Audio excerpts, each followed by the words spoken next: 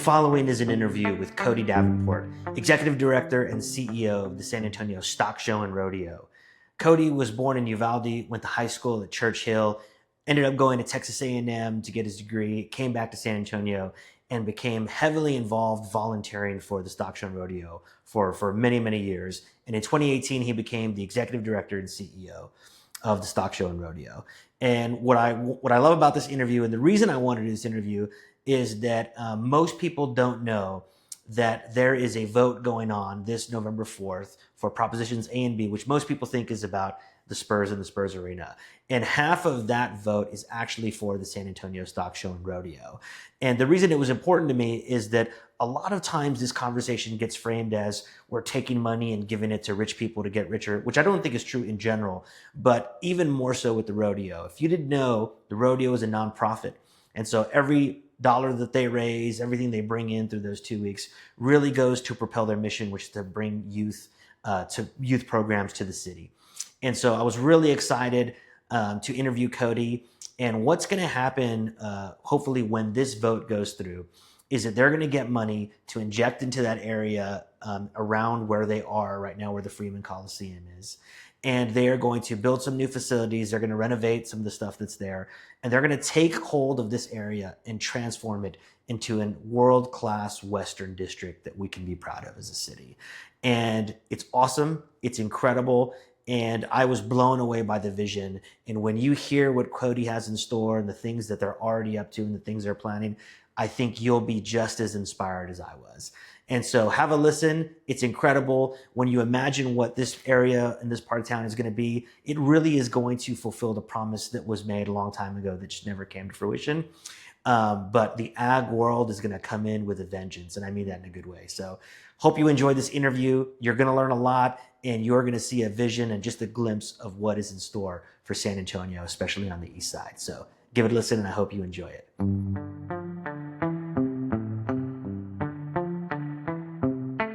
As the great philosopher Nacho Libre once said, let's get down to the nitty gritty. Yeah. So we're here today with Cody Davenport, CEO of the Rodeo. And I'm really excited about this. And, I'm going to say this probably 10 times in the interview. As a city slicker, I feel very, welcomed by the ag world and fascinated by the ag world. And I actually think that, I think one of the cool things about San Antonio is that I always said that, and this is, I'm writing my next book right now. And one of the principles in there, I call it the law of dual citizenship, is that when someone moves to San Antonio, I believe that as soon as you change your driver's license, you automatically get dual citizenship, and you're like part Hispanic and you're part cowboy. And so you can go get a piñata that day for your birthday party. You can go get, cowboy hat. I would say that it's even encouraged. Yes. And so I'm just really, I just really love it. I love, and, when I used to work in the UK for Rackspace, we used to bring people in here pretty regularly, and I would take them back whenever Cowboys had PBR every Friday, and it would blow their minds. Yeah. And I couldn't even get them out of the parking lot because they wanted to take a picture in front of every lifted Z71 that doesn't exist in the UK. And so anyways, I just think our city is just steeped in this great culture that's, that I feel like that the rodeo, it really is the apex of that. It's the symbol of it, and it represents all of it.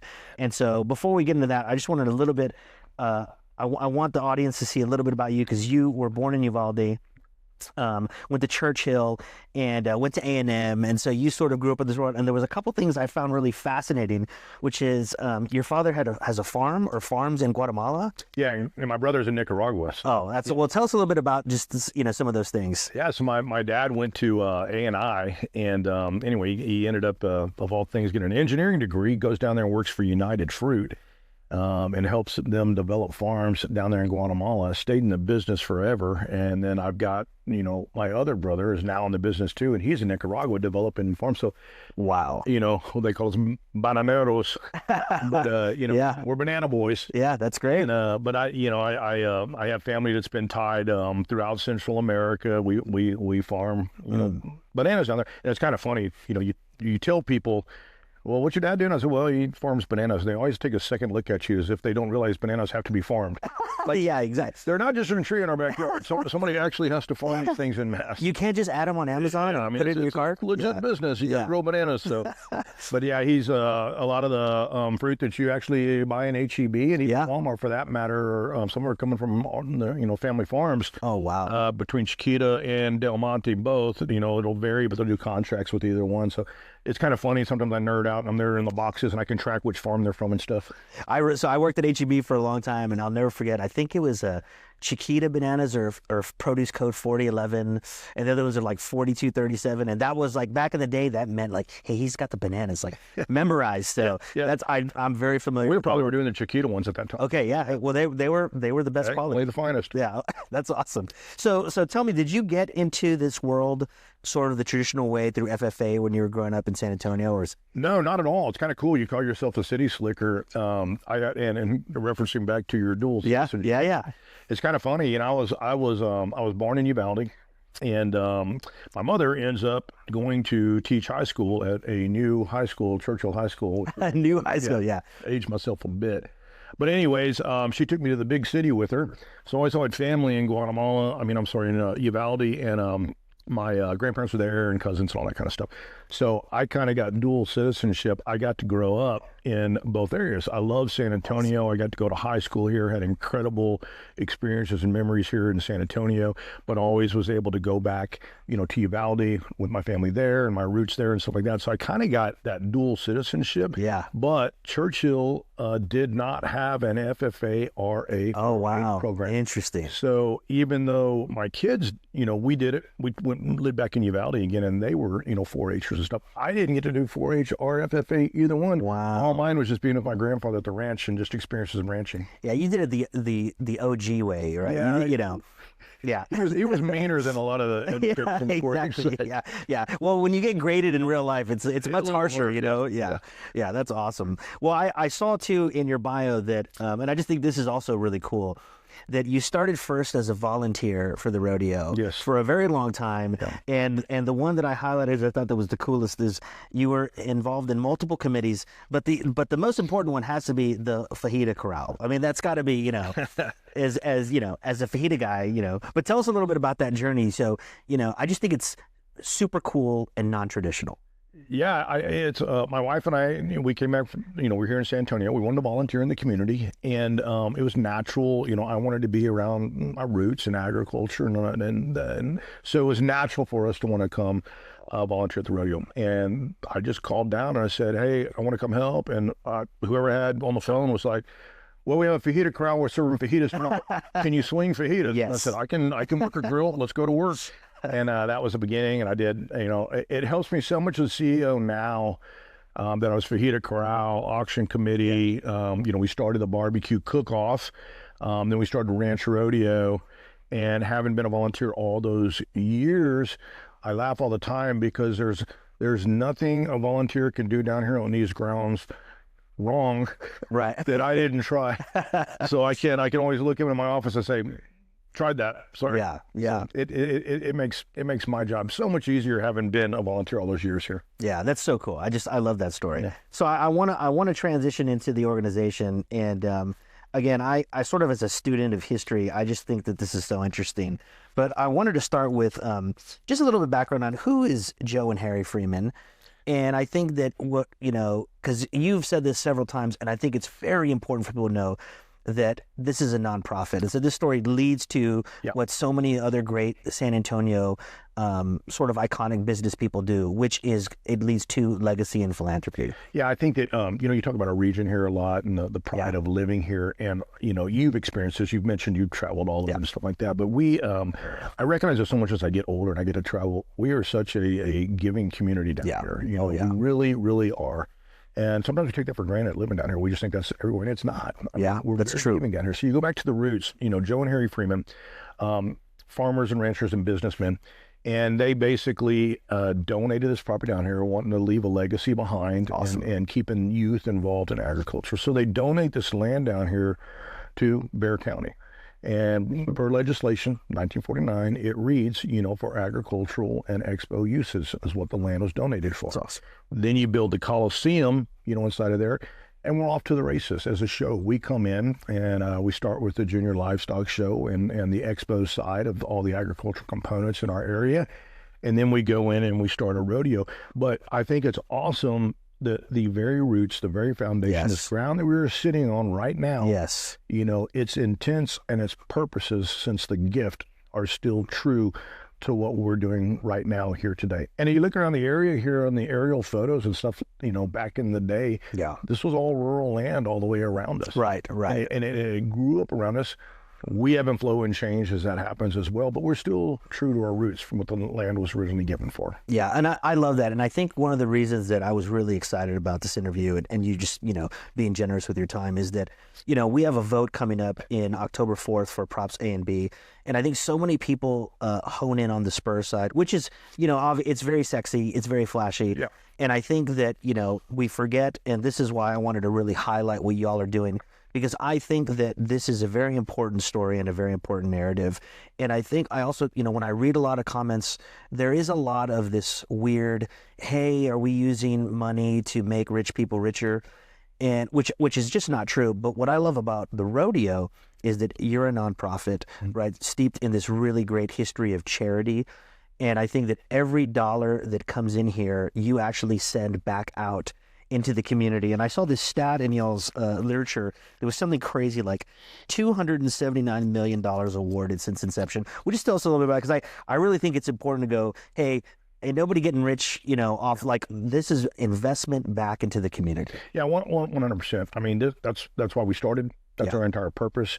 And we have a track record. We have never strayed from that as a nonprofit. And I mean, we talk a lot about the dollars. Because that's easy. It's tangible. It's easy to look at, right? But literally just yesterday, across the street here on a Sunday afternoon, we had an ag outreach day for our immediate community here, where we've got the horses out there, animals out there, their fishing tanks, all this exposure for now, all day long Sunday chance for them to come over and let us kind of educate about it. Right. But open to the community. I have a youth riding program for local kids right here, right now, that literally live right in the neighborhood, but they get to come over, ride horses across the street in our arena. So I mean, who gets that? Yeah. I want people jealous. Like, I want to grow up, on the Eastside next to the San Antonio Structure Rodeo, because I have these experiences of youth. The last bit of component, if you'd allow me. Yeah, please. We talk about the dollars, but what I really, really want to hone in on too is that the giving that we do in all these youth programs, we set up competitive events down here. We're the Super Bowl in the month of February for competitive events across the board, from robotics to your traditional livestock, to landscape, to speech, to all these different events. We're the Super Bowl in February. So also, not just the dollars, but the platform for these kids who work all year long in their skills, their beliefs, their loves, their passions that we need kids to have these days, right?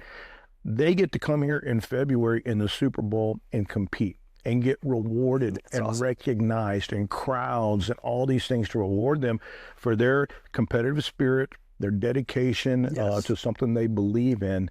All that stuff takes place here.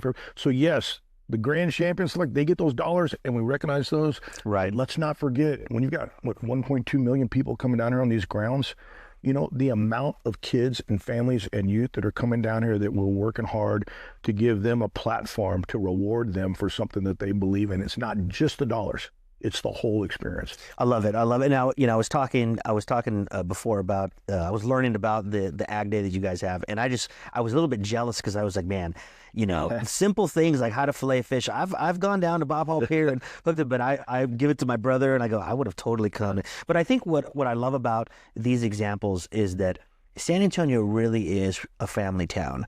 And so the fact that there are these really incredible substantive events that you all do pretty regularly, I think is also something that I'm excited to share with people, which is, hey, it's for the whole family, and you're going to learn something. I've noticed a dramatic increase. I live on the Riverwalk, so I've noticed on River South, there's people kayaking, there's people fishing all the time, and these are just things that you can take the skill from the grounds here out to, with your family and do that. And I just think it's just super cool. And so I want to go. Let's see here. I want to make sure. Get that. So let's talk a little bit about the numbers. 12 million in scholarships last year. Tell us about the scholarships a little bit. Yeah, so a lot of people have the misperception that as a nonprofit, we're out there selecting the scholars. Right. Number one, we don't select the scholars. What we do is back to the competitive event platforms. We set up these competitive events across the board, wide spectrum of stuff. So not just cows and plows. We've got a very wide spectrum. That, you recognize how big agriculture is, right, and how many tentacles it has out there. Well, we're creating these competitive events inside of all that, and we award scholarships inside of those competitive events. The winners get those scholarships. We're not choosing people, right, coming in, competing, and winning those things. But we also will find programs at our universities across the state. So let's use, say, we'll use viticulture, the wine industry. You know how it is to us here, just north of us, all kind of stuff.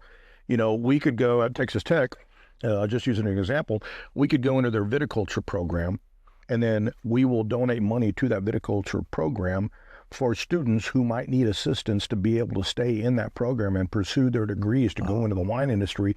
And then we allow them to pick the scholars inside. So again, we're not picking the scholars, or they're earning it through competitive events, or we're assisting universities, throughout the agricultural components and allowing them to hand select kids in there that might need that extra boost, get them across the finish line. That's so cool. That and 12 million.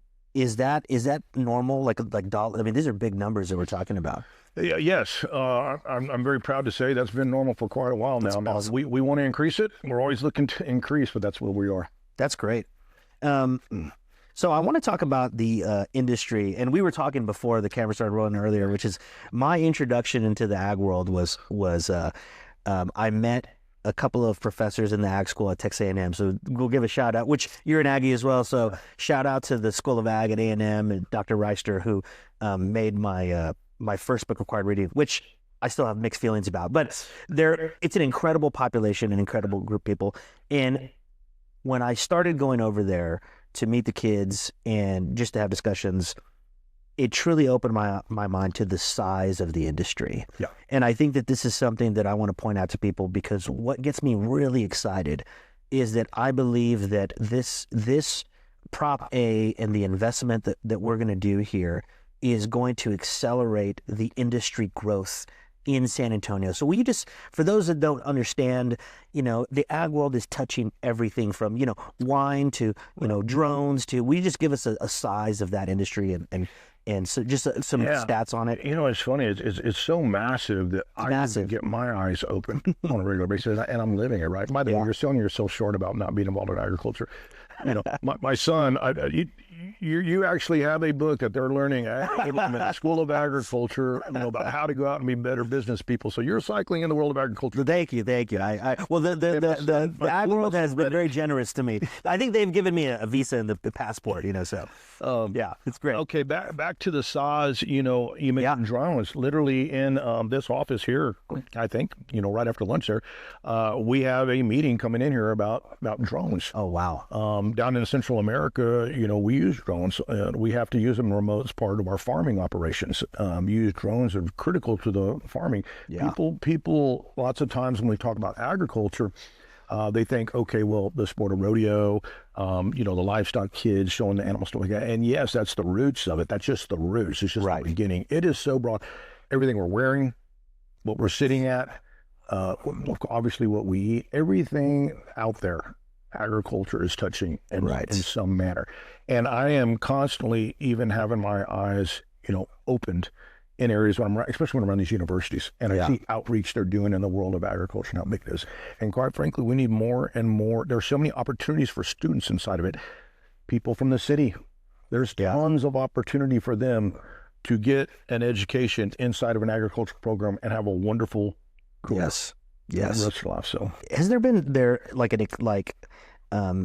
a usage that really surprised you in that world? And I think that I don't have a specific example, although I always marvel at HEB because HEB, their arm is, they're just involved in so many things. And I think they're one of those truly great corporate citizens that understand, they do economic development, but they're knee deep in the ag world, and because they understand its value. For sure. HEB has been a great supporter of our show down here for years. As you can imagine, we've had a great partnership. But yeah, to me, they hit all those components. We talk about the giving side of our region down here. I mean, where can you go that people are passionate and will actually defend a grocery store? Yeah, exactly. They call it my grocery store. Never heard somebody my Albertsons. I mean, I'll get mad. You don't talk about my HEB. That's right. A Whataburger from HEB will not talk bad about it. Absolutely. So, I mean, that comes from the civic side. Yeah. That you're not. Of course, the success is a business operations too.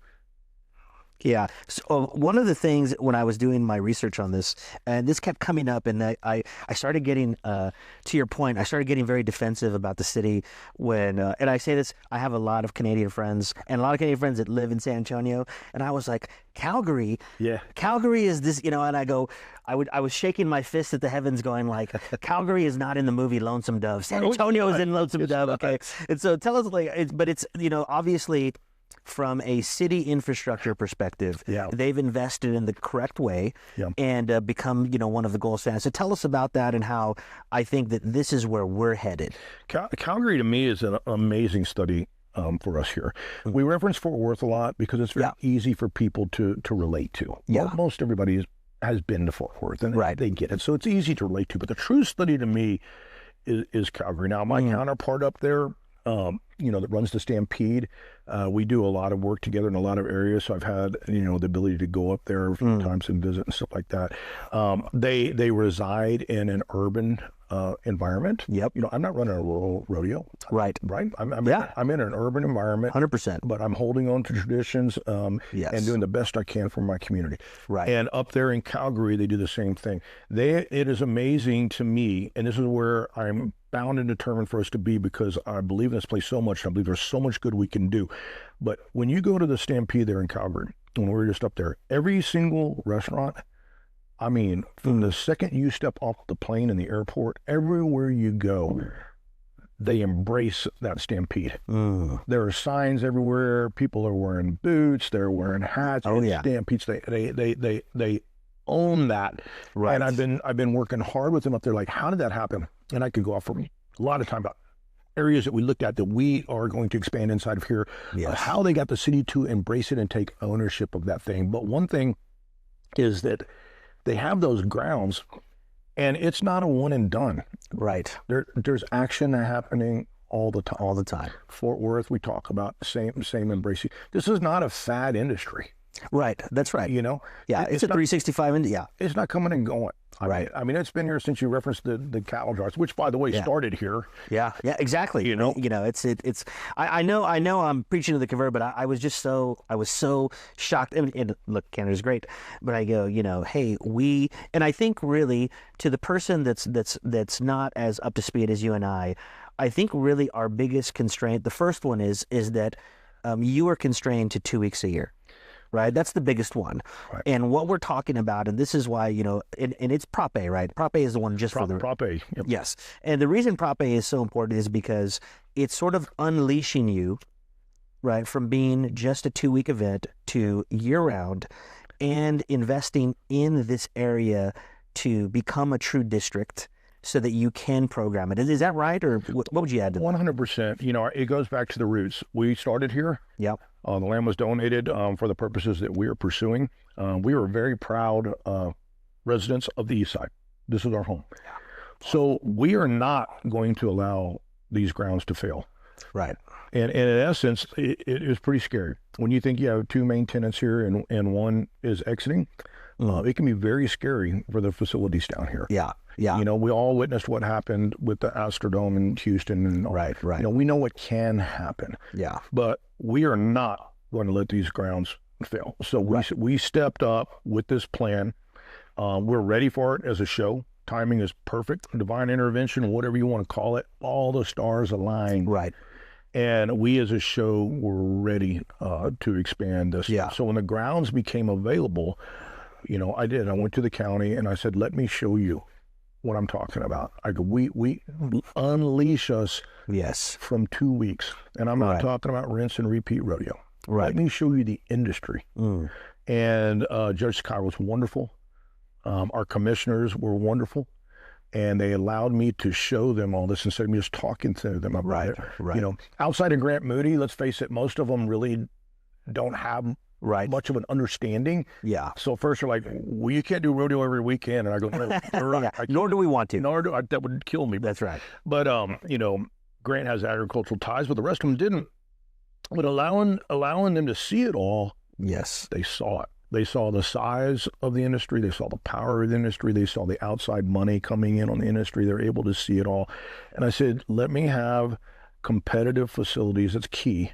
Yeah. Let me have competitive facilities, and I can bring in these events across the nation. Yes. San Antonio is a wonderful city.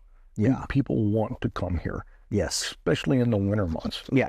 Yeah. You know, if you're hauling animals and stuff like that, you want to be down here. Let's stack everything that's aligned for us, from the tourism aspects of it, to the weather, to the historical side of where it all began. Let's stack all these things. Right. Let me have a facility that is competitive, and then let's bring in Western industry down here all the time. And give this place an identity. That's a key component. Yes.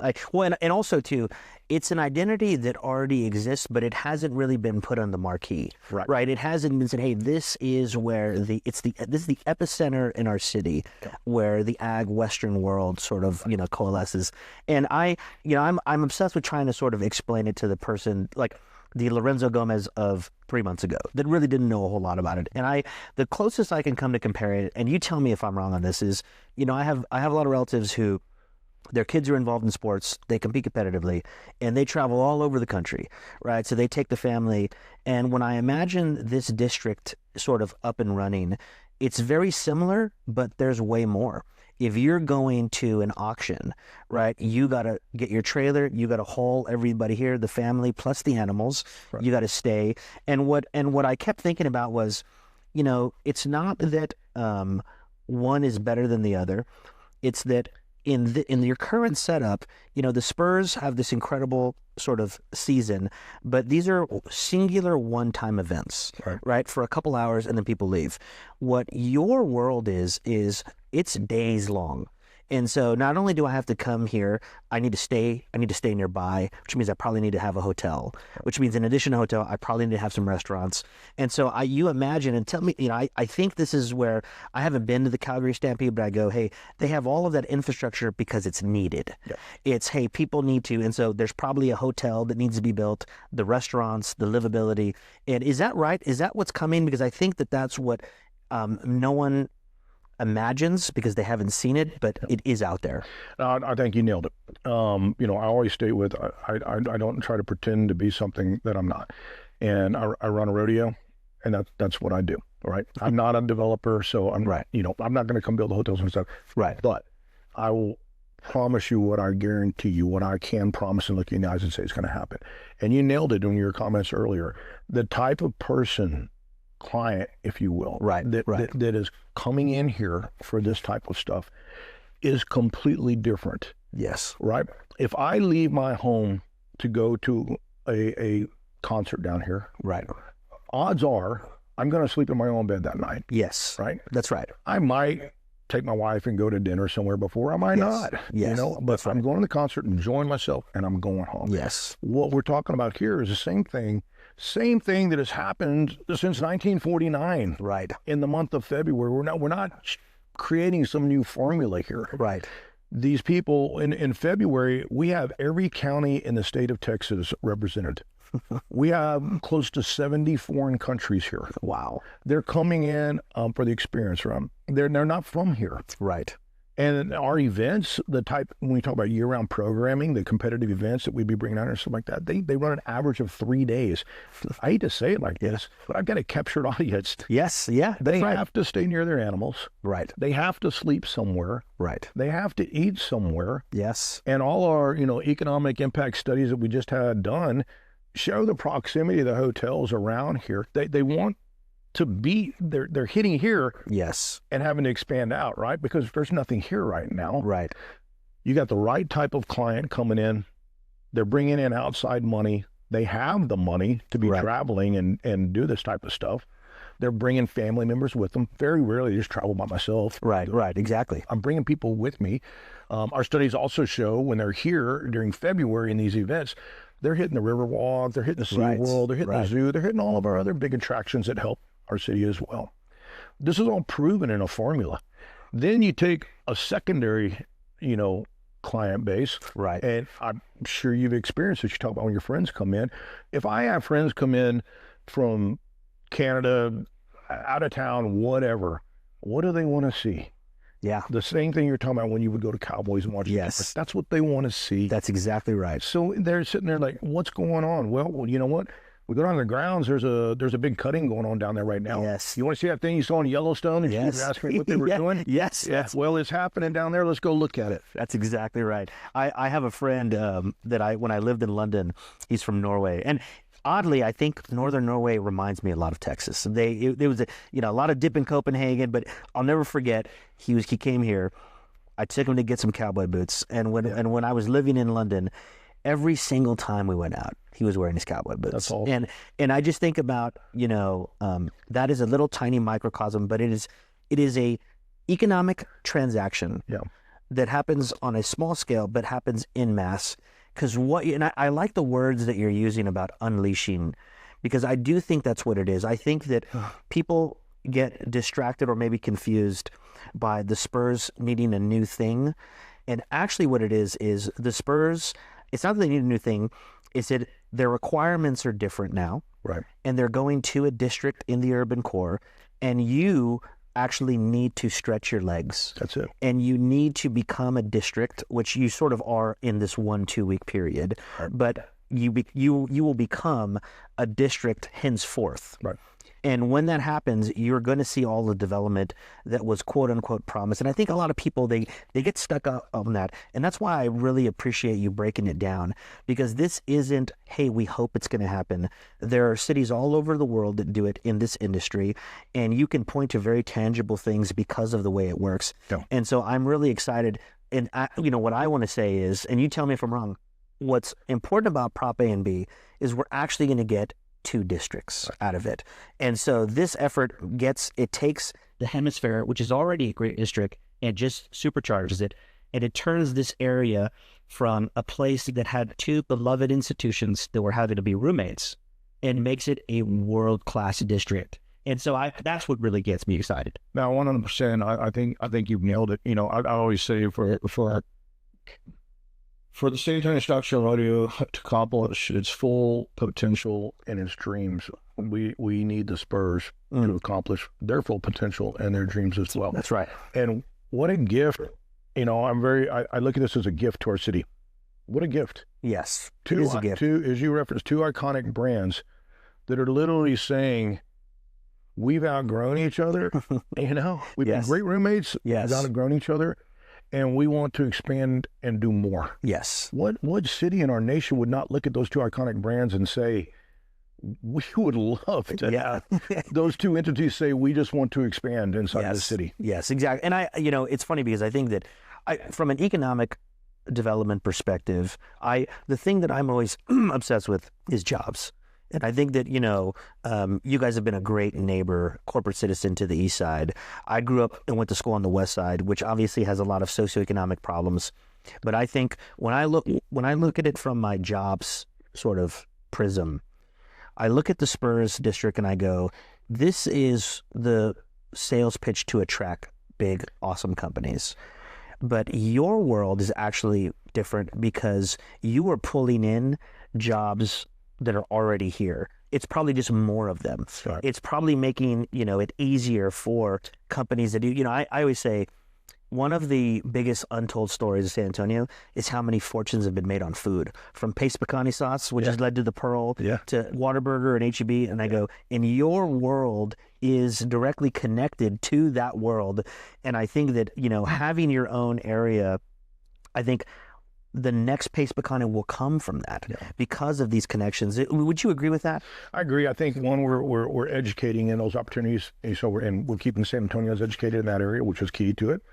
Yeah. I go back to, we are not going to allow these grounds to fail, so we're here to do that. We're gonna bring the people in, and a basketball team, an NBA franchise, it needs that urban environment. Yes. You look at all the franchises around the nation. That's where they're succeeding.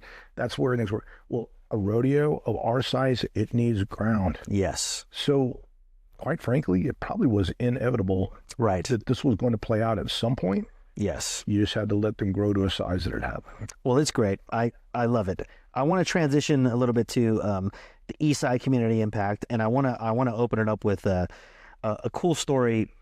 When I first started working for Graham, and for those that don't know, Graham Weston was the first investor in rack space, and he's a big, entrepreneur here, legendary guy, and he's an ag guy. Yeah. Grew up on a ranch in Marion County, and went to A&M School of Ag. And I remember when I was first running his foundation, he called me and he said, "I need you to go to this auction in Seguin." And I'll never forget, I remember thinking to myself, I'm not doing that.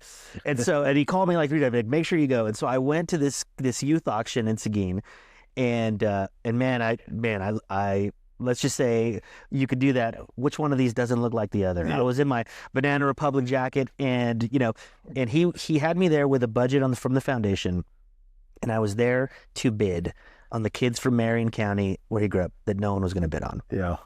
And I'm sitting there, and these kids are getting up there, and they have a picture of their steer that they've been raising, and it was so emotional to see the hard work that these kids were going, but also that there was another side of it. There was people that are, giving back and giving them money.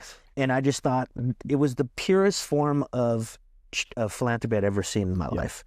And I think that, so I really had a soft spot from that day on for the ag world. And I think this is why I love that you will become the rodeo, the anchor partner to the Eastside as a neighborhood. Yep. And just tell us about the community at large, your plans. We've already touched on some of them, but I think, and I would tell anybody, you couldn't ask for a better neighbor than San Antonio Rodeo. You nailed a valid point inside of there. You had the human connectivity. You got the connectivity inside of giving. Many times, we'll do things with nonprofits like that, and we feel really good but then when it goes off, right? We miss that connection, connectivity, which you experienced there. We're doing some amazing things here. I am so proud of. I'm on a high right now because I just got off of yesterday's Ag Outreach Day here on the East Side, and a lot of these concepts I give credit to Calgary for. When I was working with them, I go, how do I work in this urban environment? How do I get to the people in my immediate area and stuff like that? But what I'm getting now is connectivity with our local youth here for things like, we said, okay, you know what? They're not going to raise a steer, right here. They're just they're not going to, right? Okay, we're going to still, we still take care of those kids. That's where we started, and that's our base. That's right. But how do I get these kids around me to say, that rodeo is mine, and I grew right there, right? Yes. So what we did is we began incorporating them under the Calgary philosophy into our operational side. We love the rodeo. We get to put it on and host it and all that kind of stuff. We're producing this thing. That's right. So we started opening up doors inside of there, which you'll see when you come on our grounds now. We go to youth nonprofits all the way around us, and we put them as welcoming the front line at the gates. Welcome to the San Antonio Stock Show and Rodeo today. Right. Here's a list of activities happening on our grounds today. Right. What would you like to see? Yeah. And these are nonprofit groups of kids that are earning their trips for whatever their passion is. Band, ROTC, Boy Scouts, you name it. What their passion is, well, now they're earning the money through the San Antonio Stock Show and Rodeo to go out and get to do things that they never got to experience before. Yeah. Right here at Sam Houston High School, we've got great things we're breaking into right now where we're giving money to the band and things like that, where they're getting to do trips and do these things that maybe they didn't get exposed to before. That's just there. We've got them ushering inside of our arena now. We've got them helping with our season ticket holder, parking. What I realized was, why am I paying all these third-party entities out there that don't give a damn about us or San Antonio? Right. Yeah, it's just a transaction. And giving the customers a possibly a negative experience. Right. What would you rather see than a nonprofit group of kids Oh, yeah. that are from right in this area saying, welcome to the show today. It's my show. Welcome. That's right. I think that we do such a good job when San Antonians take ownership of things. It really becomes the ownership of everyone. I'm a part of a play put on every year by Cast High School. It's the Cast Tech Network. And the entire play is put on by the students. They do the costumes, they do the setup, they work the sound booth, Yep. They're working the cameras, they're working the lighting. And to your point, there's this ownership switch that flips in their head. Yeah. There's a pride that they take, but also the whole family comes Yep. to cheer them on, to say, hey, they're backstage, working the mics. And I think that it really is a great example of how it's not just, what's the phrase? You have a great phrase. It's not plows and... No long plows and cows. It's not just plows and cows, right? And you touch another point, which is, hey, there's an entire entertainment media side Yeah. to the production that's put on, which is another incredible industry path for people that want to get into, because it's an actual production. It's a very exciting production too. Well, you talk about the youth outreach. I've heard we do so much here that I forget. I want to get everything out. Yeah, no. But internships. Right. Right. So it used to be that we would go around and we'd interview kids for internships, and we'd bring them in on our livestock side of things and stuff like that. Right. But now we've opened up our internships. I don't even know how many kids I will have in here. They're already starting with us right now. That's awesome. I maybe have 25 amongst us right now, just getting ready for February, and we'll man up. But areas like IT, Yes. we IT kids are going out there applying for internships here, and they're like, I never in a million years thought as an IT major that I was going to be working for a stock show and rodeo, but I love it. Yes.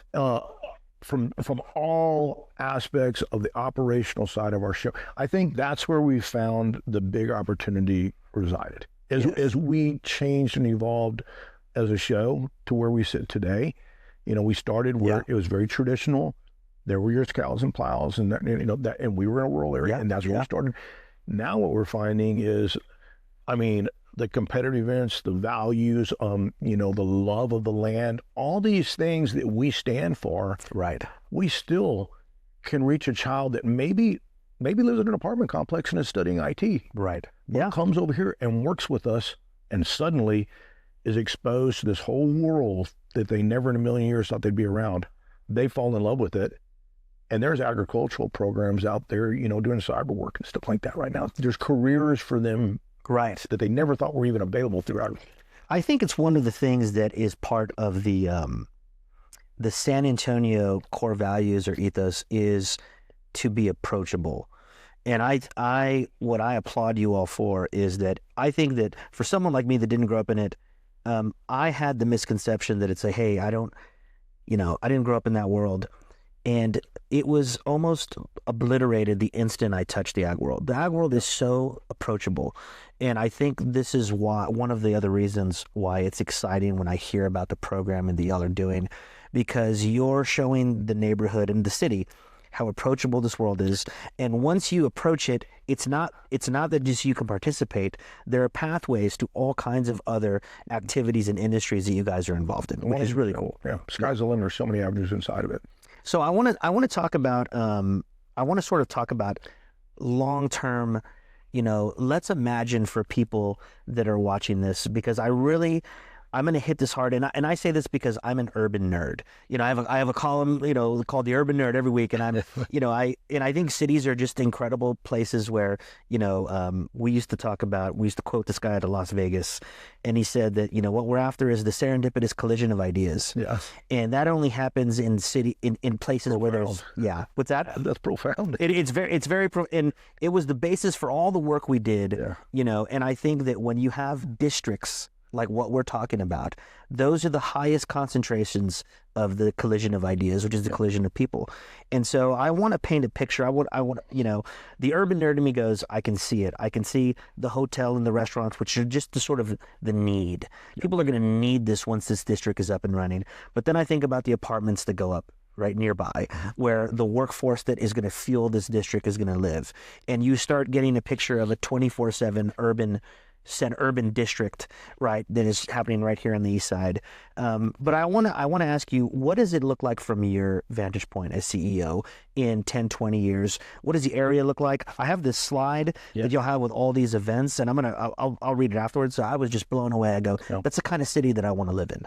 Yeah, no, I have a dream, right? Yes. Obviously. But I think that down the road, my dream is what you're talking about. I mean, I would love to see the development that is so necessary here that needs to happen. I would love to see that take place. The bars, the restaurants, the hotel, all that kind of stuff. Now, I'm going to put a little plug in here. Yeah, please. We're industrial to the north. We're industrial to the south. To the west, we have a railroad track that binds us. The frontage of the golf course, not the golf course, but the frontage there, if we could somehow get our government entities to step up and do some kind of public-private partnerships inside of there. I love that idea. Visualize that strip there where the people we're bringing down here have a place to go over, and yet on the back, they're overlooking this beautiful golf course. It'll change the Eastside, the whole feel of it. I love that idea. If you have all that there. Overlook that golf course. The golfers can enjoy it. Yes. So then things like there's actually a trailway system inside of here that goes down to Salado Creek. Oh, wow. That goes miles up there. So visualize the fact that I've got a youth riding program for inner city kids right across the street here. Put them on a horse for the day. Yes. Let's pack our lunches and stuff, and we do this trail system that's right over here. Oh, that's and so I literally have them horses, and they don't even know that they grew up in the city. They go to A&M like you're talking about, and they're around all these, kids from the rural area. Oh, my gosh. I grew up horseback riding here and doing they did everything that a kid would get in a rural environment that we can provide for the area right here. Not only is that awesome, I'll tell you, and I'm not an expert, but I'll make two predictions. The first one is you'll have a waiting list for that program, and secondly, you're going to have to ban cell phones because can you imagine the desire to take a selfie? I'm on the horse, I'm on the trail. I mean, we want them to savor the moment. Yeah, we can take care of that. I mean, but I love this vision. I love this vision because it just makes sense to the character and personality of our city, and it's actually achievable. I think that's what's so great. Agreed. And you hit it early on in this thing when you talked about you get your license and you get the right to wear boots, right? That's right. Everybody here, they adapt that attitude, and it's right. It's for this reason. Everybody here will adapt to what we're talking about. And one last component I'm so proud of. When we pull this dream off, when it happens, there's other major entities out there that are watching that reside in urban environments right now that we could kick in the doors and some of this stuff, and we could change more than what we're just changing here. One last component. Yeah, I love it. I'm so proud to say we're developing our own 4-H program inside of these offices. Awesome. Typically 4-H would have been, in your surrounding rural areas. The kids in the immediate area would never have been able to be exposed to operating inside of 4-H. We have embraced the concept that we're going to do our own 4-H program right here in these offices. We're going to take the expertise. I have 7,000 volunteers. I have expertise in every area waiting at my fingertips. They're the best in the industry. And we're going to pick about 4 competitive programs. We're looking at archery, horse skill-a-thon. We're for the artistic side, photography. So we're going to pick like 4 programs. I'm going to pick the best in the industry out there in my volunteer force to come in, volunteer their time to work and educate these kids inside these programs. And then the kids in the immediate area literally have their own 4-H program inside an urban environment with the best trainers out there available in the San Antonio Stock Show and Rodeo offices. And we'll be the first major stock show and rodeo to do it. I love it. That's incredible. And that's happening as we speak. So I want to just start wrapping us up with a quick anecdote because it reminds me of the Spurs and the ag world. And then I'm going to close us with, I just want to get a clear, call to action to the audience, go vote and what it's for. But I remember when I was probably maybe about 10 years old. and my family went to the zoo. They went to Brackenridge, and they used to have this horse ride. I rode it. Okay, so we were there, and I have a big family. There's 7 kids in my family, so there was like 6 of us there. Family. And we're staring, and I go, "That's David Robinson."